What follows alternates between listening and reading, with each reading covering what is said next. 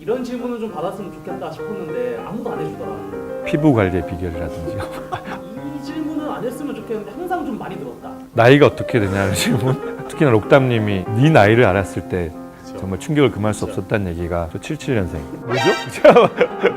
그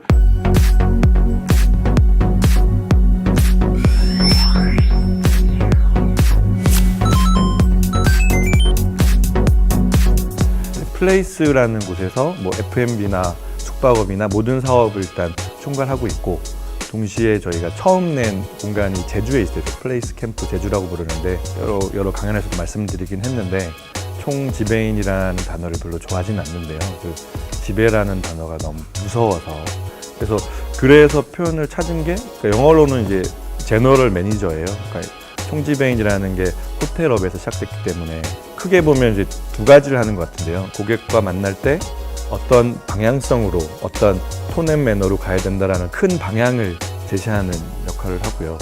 두 번째는 그 구현된 최종의 모습이 방향성대로 잘 가고 있는지. 사실 저는 이제 플레이스 캠프 제주로 가면 사복을 입고 고객인지 직원인지 알 수 없는 복장으로 해서 계속 돌아다녀요. 그래서 그것들이 구체적인 모습이 잘 구현되고 있는지 감시 감독하는 그런 역할. 그러니까 플레이스는 캠프업이에요. 그래서 컨텐츠를 기반으로 한 커뮤니티라는 게 사실 다양한 이유로 모여질 수는 있긴 하지만, 콘텐츠 같은 공유할 수 있는 뭔가가 없으면 지속되기가 되게 힘들더라고요.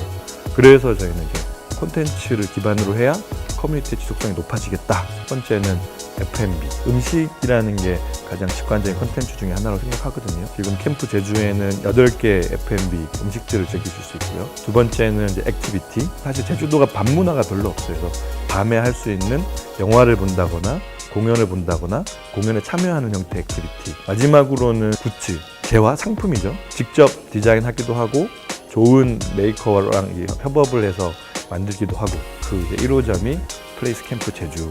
음식과 액티비티와 엣지 있는 굿즈들을 즐겨보실 수 있습니다. 사실 제가 4년 반 전에 퇴사를 하고 나서 무엇을 할까 고민을 할 때 가장 중요하게 세웠던 방향이 나 중심으로 기획하자는 거였어요. 대부분의 어프로치가 다수의 남들이 좋아할 만한 것들을 찾는 것. 한 16년 정도 사업 개발을 하면서 돌이켜보면 계획대로 잘 됐던 거는 사실 하나도 없거든요. 그러면 어떻게 하는 게 사업을 성공시키는 가장 중요한 요소냐 했을 때, 그냥 전문 용어로 이제 존 뭐라고 하잖아요. 존나 버티기. 잘 되는 타이밍이 올 때까지 버틸 수 있는 게 가장 큰 성공 요인이더라고요. 오랫동안 버티면서 해도 가장 질리지 않을 것 같은 일, 취미로서도 가장 좋아하고 계속 하고 싶어 하는 일을 하는 게 중요하다고 생각해서, 처음에 사업 기획할 때도 내가 좋아하는 것, 내가 질리지 않고 계속 할 수 있는 것 중심으로 리스트업해서 그것들을 어떻게 보면 큐레이션한 게 플레이스 캠프 제주라고 보시면 될 것 같고요. 가장 중요한 부분이 저는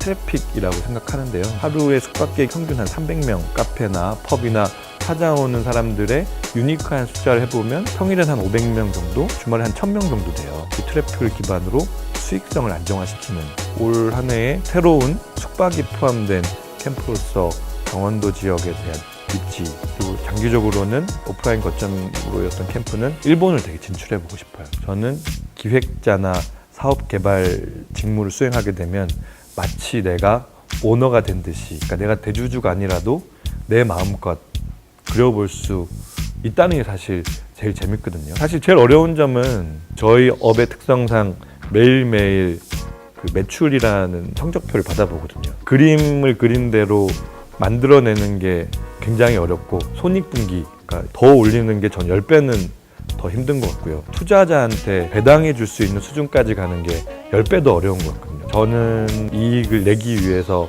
성장해 가고 있는 상황인데 매일매일 너무너무 힘들어요. 가장 기억에 남는 데는 카드였던 것 같아요. 가서 느낀 게, 나는 정말 대기업이랑 안 맞구나. 저 같은 캐릭터나 성향의 사람들은 그런 조직에서 기여를 하기 힘들다는 걸 느꼈어요.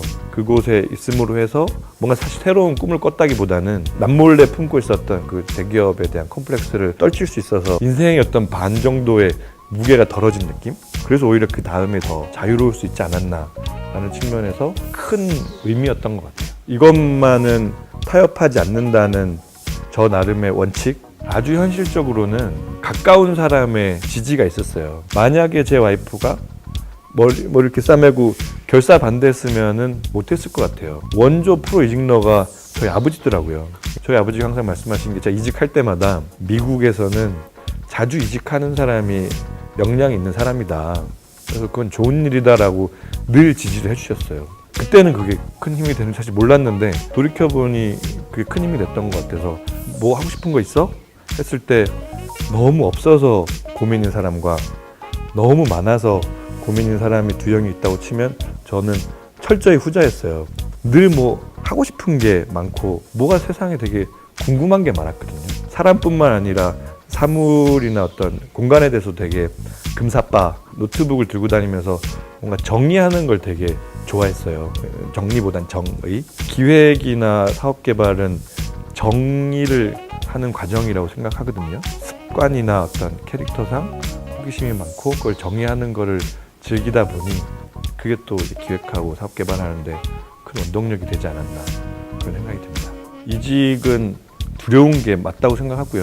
이직을 미리 플래닝하고 계획한다는 것도 말이 안 된다고 생각해요. 사실 저도 8번 이직해야지 계획 세운 적도 없고 제 원칙대로 살다 보니 상황이 그렇게 됐고, 그 상황에서 선택을 하다 보니, 그래서 제가 어쩌다 보니라는 표현을 쓴 건데, 하지만 이직한다고 죽을 만큼 힘들진 않더라고요. 몇 번 해보면 인이 배겠다고 해야 되나? 너무 과하게 두려워할 필요는 없다. 오히려 제일 두려워해야 되는 거는, 한 번 이하로 이직했던 친구들을 만나보면 정말 사고가 경직돼 있거든요. 몇 개 회사를 옮기느냐보다 내가 경직될 것을 저는 가장 두려워해야 된다고 생각을 하고요. 내 10년 후 미래가 이 회사에서 안 그려지면 두려워하고 이직을 하든 커뮤니티 활동을 통해서 본인을 좀 더 말랑말랑하게 만들든 고민을 많이 해야 되는 게 아닌가.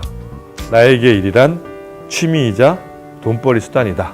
저는 근데 뭐 일상에서 일에 영감을 받고 일하면서 또 일상 놀이를 또 생각하게 되고, 워라벨, 그래서 워크 라이프 밸런스라는 단어가 있는데 저는 그것보다는 워라블, 워크 라이프 블렌드 혹은 블렌디드, 그래서 저는 워크와 라이프가 잘 구분이 안 돼서 블렌딩 돼 있다고 보는 게 더 정확해서 워라블이 저한테 더 맞지 않나.